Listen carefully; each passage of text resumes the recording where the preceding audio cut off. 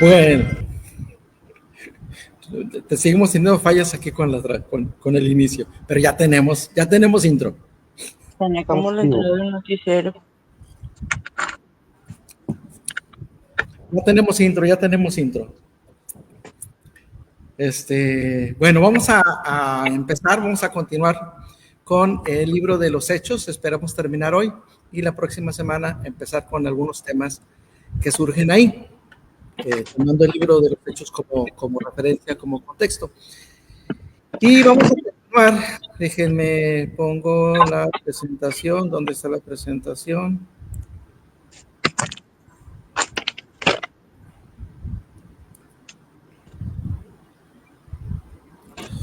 Vamos a ver.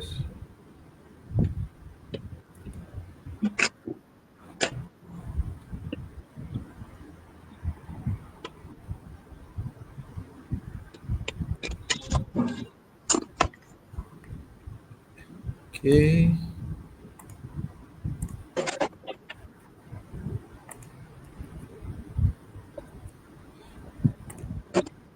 Ok, ahí está. Aquí nos habíamos, bueno, no me acuerdo si nos habíamos quedado, me parece que sí lo habíamos visto, pero igual si no lo repetimos, ¿sí? Si no lo repetimos. Hablando del propósito, desde el inicio del libro, vemos este pasaje que se repite, ¿no? Pero no se repite, perdón, pero que enfatiza y me parece que pone el tenor de todo el libro. Pero recibiréis poder cuando haya venido sobre vosotros el Espíritu Santo, y me seréis testigos en Jerusalén, en toda Judea, en Samaria y hasta lo último de la tierra. Y bueno, el propósito de Lucas al escribir esto a Teófilo es presentar el Evangelio como una fuerza divina imparable, transformadora y sin embargo apegada a derecho. Decíamos, yo me inclino en este momento a pensar que tiene un sentido apologético y que incluso pudiera ser el estar dando herramientas a Teófilo para la defensa del apóstol Pablo. El libro termina con el apóstol Pablo encarcelado en Roma, esperando una audiencia con el emperador, con César, obviamente para presentar su caso. Evidentemente, dentro de los propósitos del apóstol Pablo es presentar el evangelio y obviamente estará presentando su defensa, pero no va a desperdiciar esa oportunidad. Entonces, mi inclinación es pensar que tiene un sentido apologético y es dar una referencia general acerca de qué es el evangelio y que pueda tener recursos o elementos para su defensa. Si es que no lo va a defender Teófilo, Lucas sí está presentando una defensa. Entonces presenta el evangelio como una fuerza divina imparable. Esto es importante. El Espíritu Santo, Dios está obrando y podemos ver esa acción a lo largo de todo el libro de los Hechos. Por eso, una fuerza divina y imparable. Nadie puede detener. Parte de Jerusalén y va hasta lo último de la tierra, es decir, va hasta Roma misma. Va hasta Roma y nada la puede detener.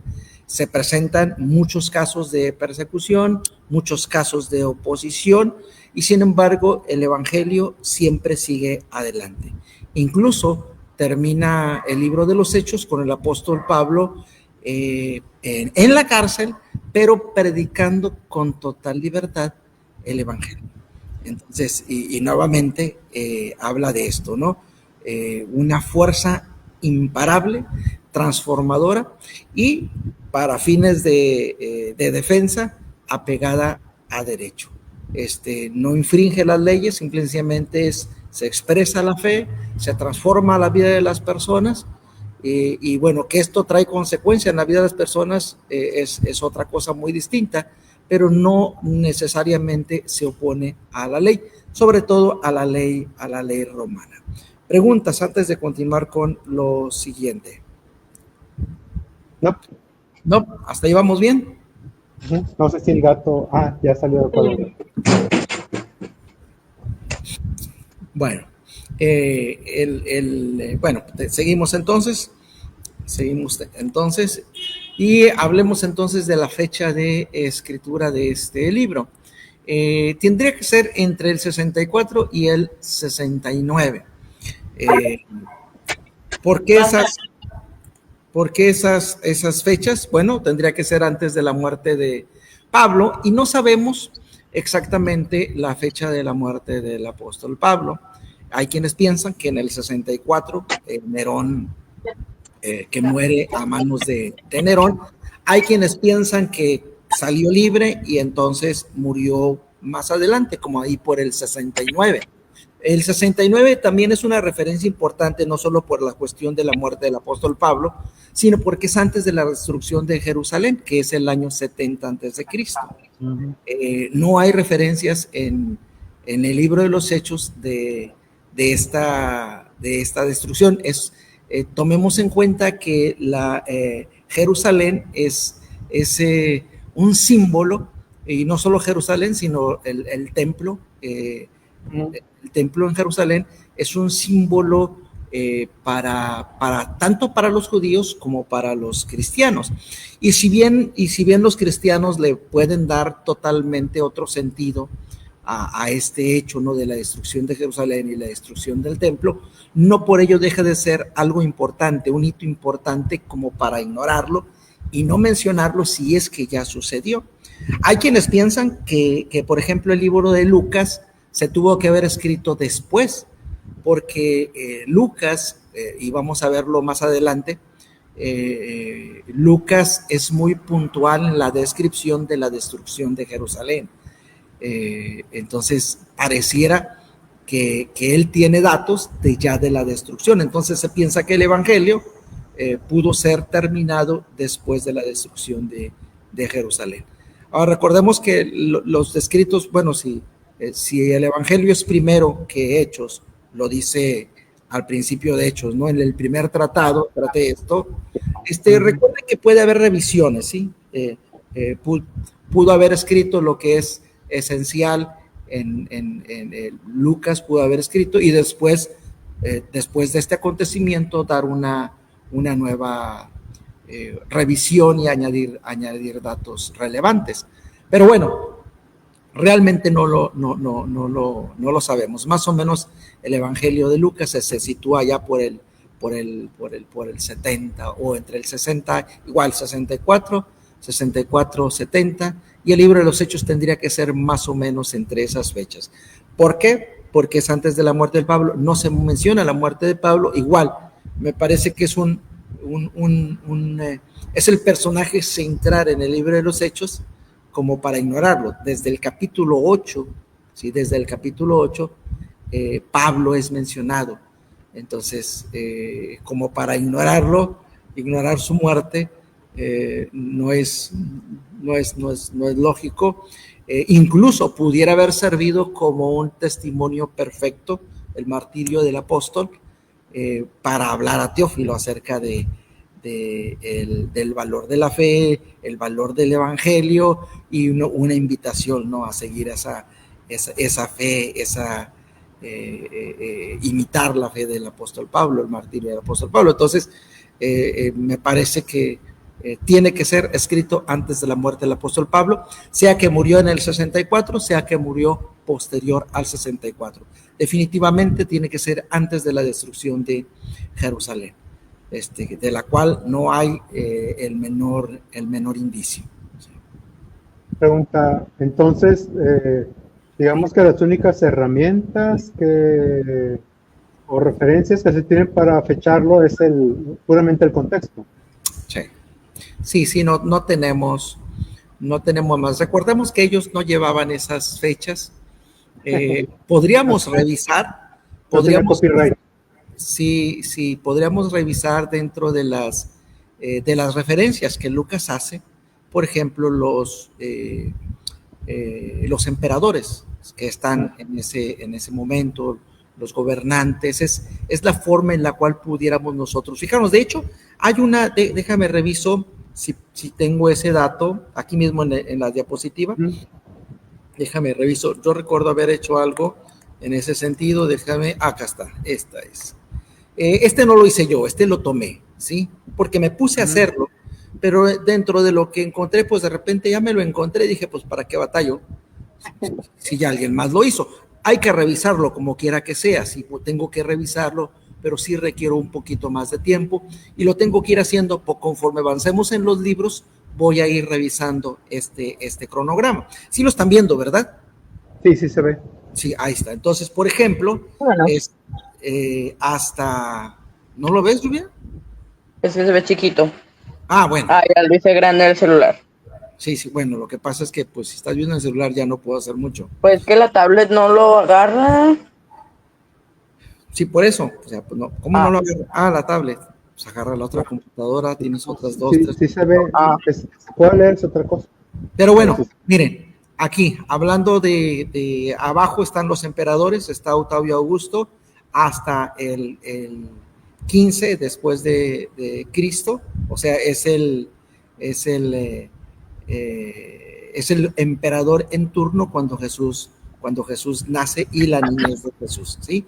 Después sigue Tiberio, ahí por el 11, más o menos, por ahí por el 11. Se traslapan aquí porque significa que son corregentes, gobiernan de manera simultánea, ya sea porque le está pasando el trono o porque entra en funciones o porque hay un pleito, ¿no? Están peleándose ahí el liderazgo y están los dos.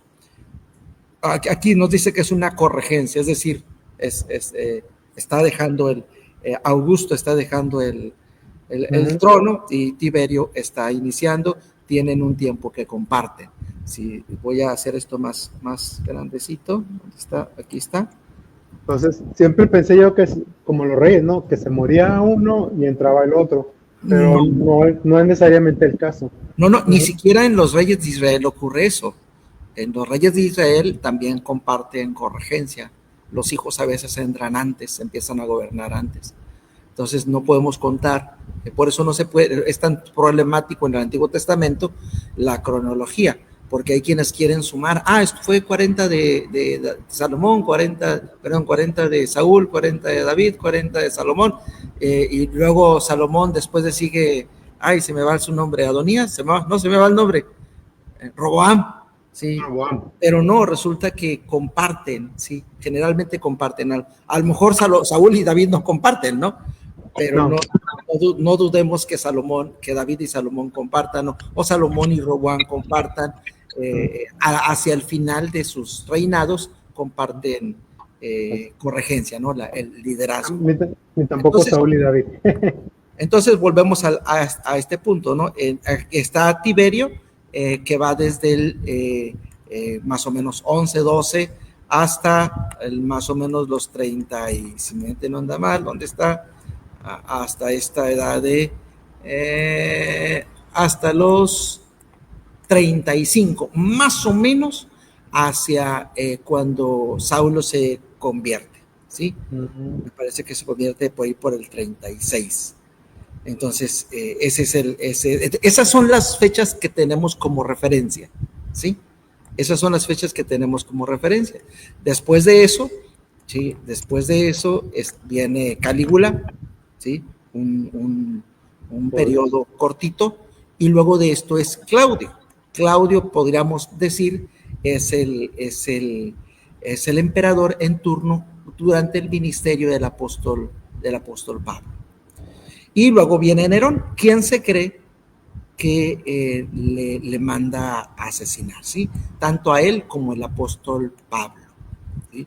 Entonces aquí está, ese sería el ministerio. Entonces esas son las referencias históricas que nosotros tenemos y con lo cual pues podríamos nosotros fijar fechas.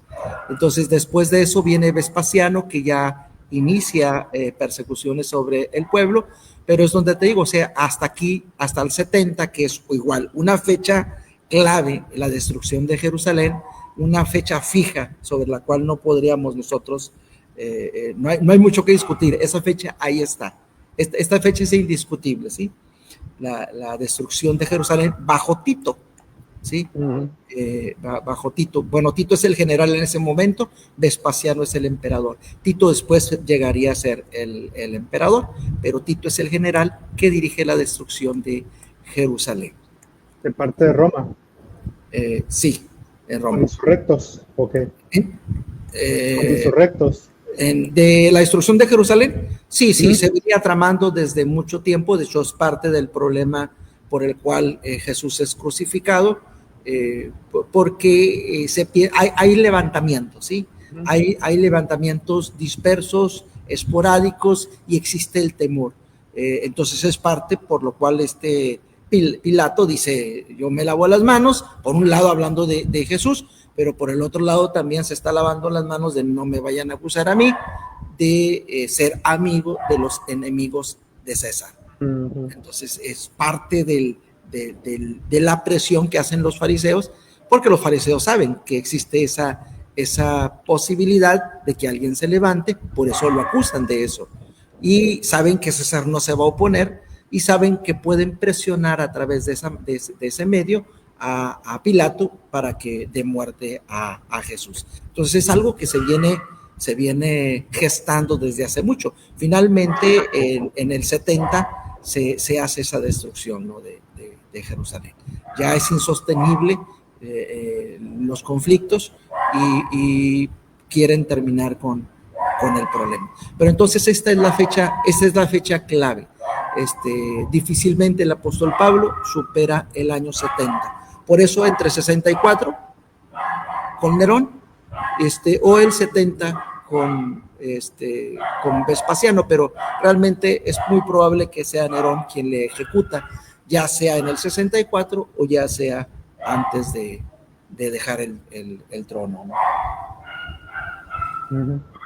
Pero esas no son nuestras referencias históricas, ¿sí? Entonces, fechas, no existe nadie siguiendo estas fechas.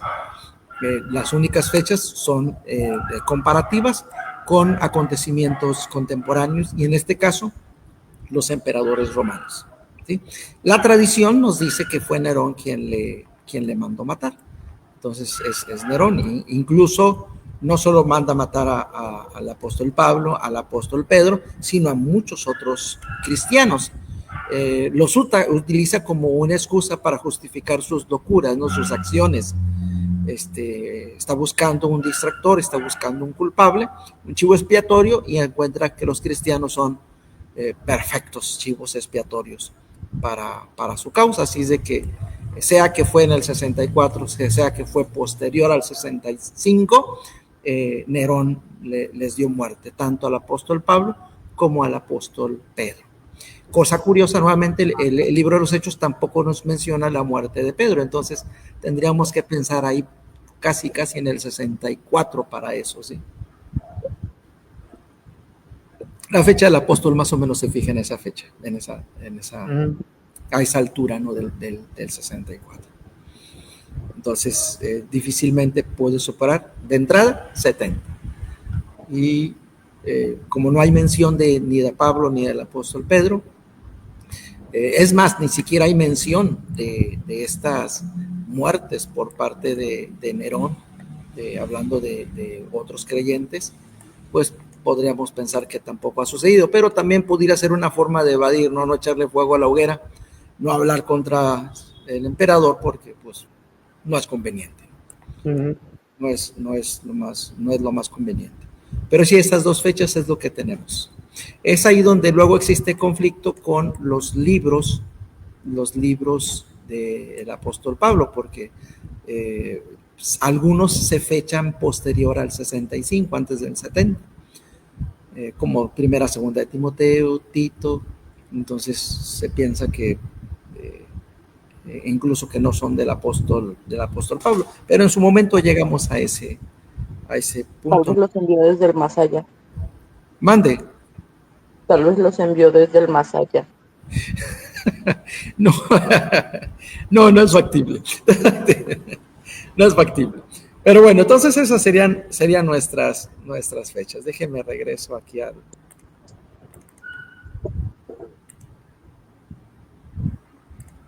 donde nos encontrábamos. Entonces la fecha tiene que ser antes de la muerte del apóstol Pablo y antes definitivamente de la destrucción de Jerusalén, allá por el 70. Entonces, entre el 64 y el 69. La gran mayoría opina que el 64 tendría que ser la fecha. Existen tradiciones que dicen que el apóstol Pablo salió de la cárcel, es liberado y va a España, hace ese viaje que había platicado a los romanos precisamente, y entonces llega a España a predicar, pero son tradiciones muy débiles. Y pues ya no hay producción, no hay más producción de literatura de su parte, donde se siga algo de eso. Entonces es ahí donde pues vienen las dudas. La sola tradición no nos ayuda en ese sentido. Muy bien, vamos hacia el bosquejo general. El bosquejo general lo hemos venido manejando desde el inicio de estas presentaciones, porque es la base de todo lo que estamos hablando. El Evangelio en Jerusalén, el Evangelio en Judea y Samaria, el Evangelio rumbo a lo último de la tierra, y bueno, esencialmente esos son los tres bosquejos, ¿no? Se inicia en Jerusalén, seréis testigos en Jerusalén, en Judea, en Samaria y hasta lo último de la tierra. Entonces aquí están este es el bosquejo general. El Evangelio en Jerusalén, en Judea y Samaria, y luego hasta lo último de la tierra. Y hasta el último de la tierra empezaría desde el 9. Desde el 9 donde, bueno, de hecho podríamos empezar desde el 8, ¿no?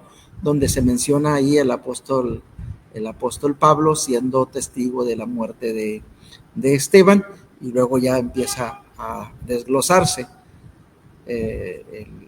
Nos referimos a los gentiles, ¿no? Salir al mundo gentil. Podríamos pensar también desde el 8, cuando el etíope, pero bueno, ahí están las referencias. Ahí hay una mezcla, ¿no? O ¿cómo podríamos decir? Elementos de transición, ¿sí? Y además de que pues realmente no se dio así el Evangelio. Desde el principio en Jerusalén, en Pentecostés, se predica a muchas naciones, mínimo 14 nacionalidades están presentes, y si esos regresaron, esos se convirtieron, son parte de esos 3,000 que se convierten, y luego regresan a su lugar de origen porque están ahí por la fiesta, ¿sí? Recordemos que están ahí por la fiesta. Entonces muchos de ellos van a regresar a sus tierras, y al regresar a su tierra empiezan a predicar el Evangelio. Y aunque empiecen a predicar el Evangelio solo a judíos, es inevitable, están en contacto con gentiles, así que el Evangelio empieza a disgregarse, a extenderse hasta el último de la tierra desde el inicio. Solo son etapas que se mencionan, pero no podemos pensar, exclusivamente fue en Jerusalén. No, en Jerusalén empieza el Evangelio y se empieza a predicar a judíos, pero hay presentes muchas nacionalidades que regresan a su lugar y ahí empiezan a predicar. De tal manera que cuando los apóstoles llegan a esos lugares, el Evangelio ya está ahí. Ellos únicamente tienen que consolidar el Evangelio, las iglesias en esos lugares. Entonces, nada más para decir, es una estructura que Lucas maneja para tener un orden, pero el Evangelio empieza a crecer desde el inicio y a extenderse desde el inicio. Es una explosión, ¿sí? Hablando de fuerzas imparables, el Evangelio es una explosión. En Jesucristo y a través de la venida del Espíritu Santo, el Evangelio empieza a dispersarse por todo el mundo, desde Jerusalén a lo último de la tierra. Y bueno, la persecución que pretendía detenerlo, ¿no? Vamos a perseguirlos para apagarlos, ¿no? Y al contrario, lo que hizo fue como cuando matas una araña y salen todas las arañas. Ok, sí, pretendían detenerlos, y los cristianos son dispersos, y a donde van empiezan a predicar. De hecho, ya en el capítulo 7, no sé, podemos ver eso. Bueno, el 8 es muy claro, donde los discípulos son dispersos y llegan a Samaria y empiezan a predicar, pero no solo llegan a Samaria, llegan a otras partes más, ¿no? Es mencionado Samaria precisamente con ese fin de seguir el escalón, el esquema y decir, miren, aquí está el Evangelio, ahí estuvieron en Jerusalén, luego se salen, mira, se extendieron a Judea y también se extendieron a Samaria. Y luego, se sigue extendiendo. De hecho, cuando el apóstol Pablo va a Damasco, Damasco ya es gentil, ¿sí? Damasco pertenece a Siria. Entonces, ya es... Pero ya hay cristianos ahí, ¿no? Y el evangelio ya está ahí, exactamente. Ahora, ya hay cristianos, tal vez no se predique abiertamente al gentil, pero ya está el evangelio en otras naciones, que es lo que decíamos. Y es inevitable, si ya está en otras naciones, ya se esté predicando, aunque tal vez no hay una distinción o un reconocimiento abierto a que se está predicando a gentiles, pero es imposible que no se hable a gentiles, es lo más natural. Ellos están ahí, están conviviendo y están presentando su testimonio y lo están escuchando los gentiles, ¿sí? Entonces es muy probable que ya haya creyentes, pero nadie de notar, nadie tan importante como por ejemplo Cornelio, ¿sí? O en el 8 este hombre etíope, que no sabemos, así que es un prosélito, es un gentil a final de cuentas. Entonces, y lleva el evangelio a Etiopía, ¿no? Y está ya en el 9, está Cornelio, y ahí va, ¿no? Entonces ahí van. Entonces, ese es el bosquejo general que sigue el apóstol Pablo y nos es mencionado desde el inicio. Déjame ver si hay algo más que tengo aquí antes de ir a esta parte.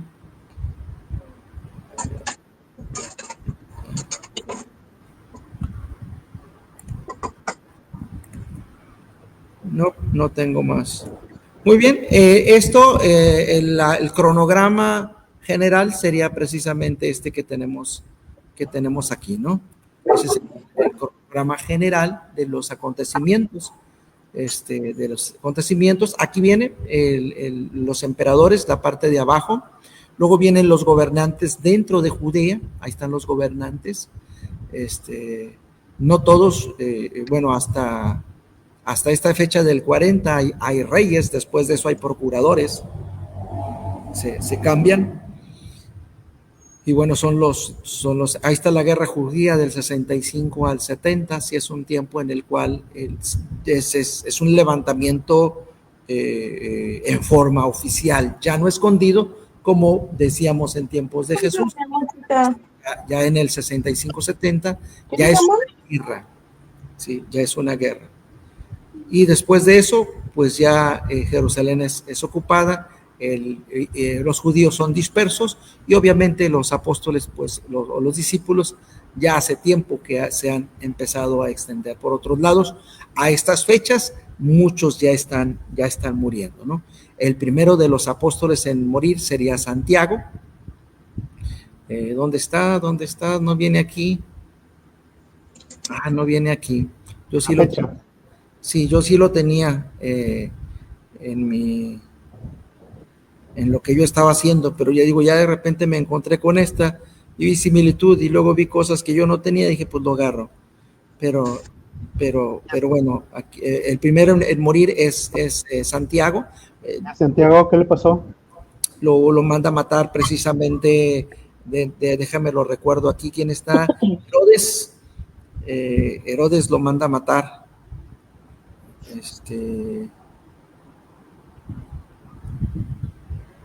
De hecho lo menciona las escrituras. No es Herodes.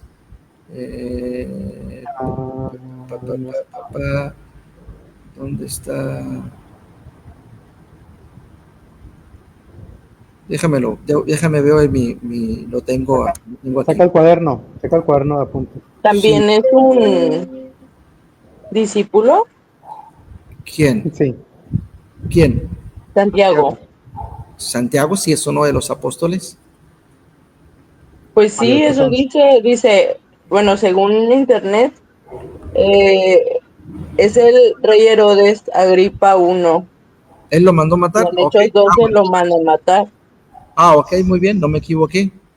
Entonces Herodes lo manda a matar. Sí, recuerden, ya me acordé de este acontecimiento. Recuerden que él se burla prácticamente, se Agripa. Aquí está. Sí, allí por el 40, entre el 40 y 45. ¿Sí? Y él muere cuando está mofándose, ¿no? De ser adorado como rey. Él es el que lo manda a matar. Pues ahí dice Santiago, ok. Allá arribita. Sí, desde el principio. Sí, lo que pasa es que yo pensé que estaba mencionando la carta de Santiago, pero ok, me equivoqué. Ok, entonces ya los apóstoles empiezan a morir. Y para el 64 ya muere Pedro, y entonces surge la necesidad, más o menos ahí en el 64, Marcos empieza a escribir el Evangelio porque se da cuenta que los apóstoles empiezan a morir. Entonces ya murió Santiago, Pedro o murió o está al borde de la muerte, entonces empieza a escribir. Después de eso sigue Lucas, más seguido por la defensa del apóstol Pablo, y posteriormente pues el Evangelio de Juan escrito ya hacia final del siglo, ¿no? Pero empiezan a escribirse los evangelios, y las cartas pues se van escribiendo conforme van surgiendo la necesidad.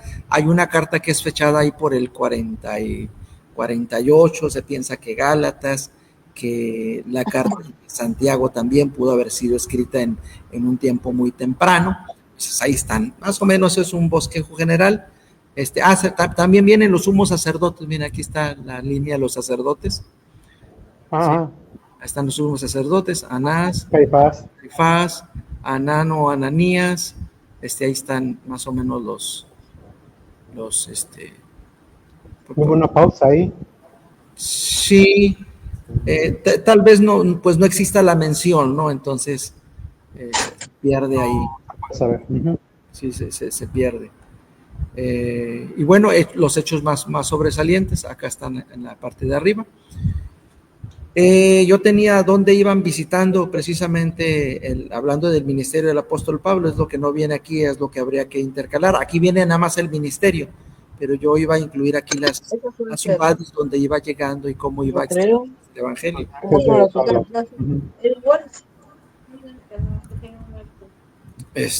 Preguntas. No. Preguntas. Ya lo has estado haciendo ahí durante los... No hay preguntas. Aquí estamos terminando la introducción. Recuerden que una introducción básicamente se ve el contexto, se habla del autor, ya hablamos del autor, Lucas, el acompañante y discípulo del apóstol Pablo. ¿A quién va dirigido? Va dirigido a Teófilo, un funcionario, definitivamente un funcionario romano que pudiera estar ahí o estar interesado o estar participando en la defensa del apóstol Pablo. El propósito, destacar cómo el evangelio es una fuerza divina imparable, pero transformadora, pero apegada a derecho, que bien pudiera haber sido usado como defensa del apóstol Pablo. La semana pasada alguien ponía igual lo mataron, sí. Puede ser muy buena la defensa, no significa que vaya a ser liberado, no significa que sea culpable, simple y sencillamente no conviene a los intereses. Recuerden que muchas decisiones de ese tipo se toman de acuerdo a los intereses de las personas. Entonces, en el caso de Nerón, si es Nerón quien le manda a matar, su intención es justificar sus acciones, y encontró en los cristianos, el chivo expiatorio perfecto. Entonces, dijeran lo que dijeran, hicieran lo que hicieran, se les iba a considerar culpable. Lo hicieron con Jesús, o sea, no encuentran nada en su contra, pero que termina siendo colgado en la cruz. Ayer estaba leyendo el relato donde él está dando testimonio y que dice, pues por poco me persuades de ser cristiano. Total, ya lo dejan ir y dice, oye, pues dice, si no hubiera apelado a César, ya lo podíamos dejar libre, pero como apeló a César, pues tiene que continuar el proceso, ¿no? Y no sabe lo que le espera. Pero bueno, él quería llegar a César, punto. Era probablemente parte del propósito, ¿no? Sí. Su propósito es llegar a él y poder testificar. Esa es su intención, ¿sí? Entonces, que le hayan dado muerte, ya ese es otro asunto. Pero ese es el punto, o sea, porque alguien, ni siquiera me fui quién escribió eso la semana pasada, antepasada. Pero bueno, pues sí, no significa que tener la mejor defensa va a librarte. Digo, nos ocurre hoy, ¿no? Puedes tener todos los elementos y si hay alguien por ahí con intereses y tiene el poder suficiente, va a hacer lo que le dé la gana. Adiós. Esa es la realidad. Esa es la realidad. Lo que es valioso es que nos queda el testimonio de cómo el Señor fue actuando en la historia, y el Evangelio tan poderoso es que nos ha llegado a nosotros, ¿no? Tan imparable es que nos ha llegado a nosotros a 2000 años de distancia. Entonces, sería, aquí terminamos la introducción, vemos autor, vemos a quién va destinado, el propósito, un bosquejo general, y bueno, hablando de enseñanzas principales, sí, ahí es donde queremos detenernos un poquito e ir viendo algunas preguntas o algunos temas que se tratan, que son relevantes, y vamos a ver su desarrollo en el Nuevo Testamento. Ahí partimos. Vamos a empezar por la segunda venida, porque precisamente los discípulos es lo que preguntan: ¿restaurarás el reino a Israel en estos tiempos? Esa es la pregunta que hacen, y de ahí vamos a partir. Vamos, por cierto, no a ver todo en un jalón, sino vamos a ir en partes, ¿sí? Vamos a ver la respuesta que da el Señor Jesús ahí. Luego nos vamos a los evangelios, que mencionan los evangelios acerca de la segunda venida.